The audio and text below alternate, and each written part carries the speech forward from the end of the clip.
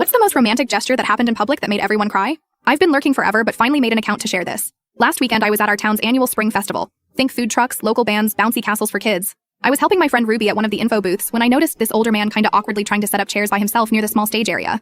TBH, I was bored of just sitting there, so I told Ruby I'd be back in a few and went to help him. The guy, Leroy, he told me, was probably mid-70s with those rough, weathered hands older people get. He seemed surprised when I offered to help but accepted after his third attempt to refuse.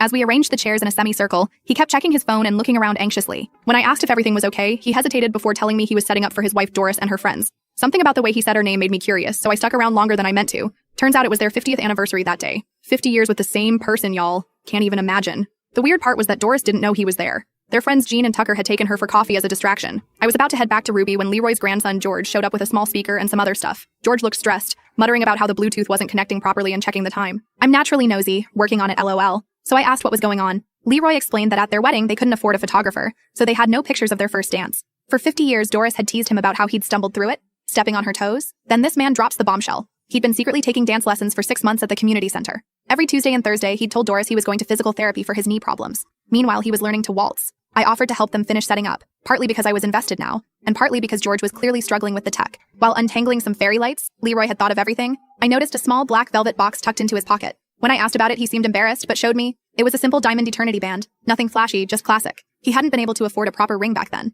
About 20 minutes later, I spotted Tucker's bright red hat in the crowd. Next to him were two older women, Jean, I assumed, and a petite lady with silver hair in a floral dress. Had to be Doris. I nudged Leroy and pointed them out. Y'all should have seen his face. This man literally straightened his tie. Yes, he wore a tie to a community festival in 80-degree weather, and smoothed his thinning hair like a teenager on a first date. 50 years together, and he still got nervous seeing her walk up. What got me was Doris's reaction when she spotted him. Pure confusion at first. She clearly wasn't expecting him there. Then when she noticed the chairs and the setup, her expression changed to something I can't really describe. Not just surprise, but like a mixture of curiosity and suspicion. The local band finished their song, and the singer announced they had a special request. Leroy walked over to Doris, said something I couldn't hear, and got down on one knee, which looked painful at his age TBH. The look on her face switched from confusion to shock to this kind of dawning realization. When he stood up again, the band started playing Can't Help Falling in Love, apparently their wedding song. And then, this man who joked about having two left feet for half a century led his wife into a perfect waltz. It wasn't like professional or anything, but it was so obvious how hard he'd practiced. Doris was crying, then laughing, then crying again, as he guided her confidently around their little makeshift dance floor. No stumbles, no stepped on toes. I glanced around and literally everyone was watching. This random teen girl next to me was pretending something was in her eye.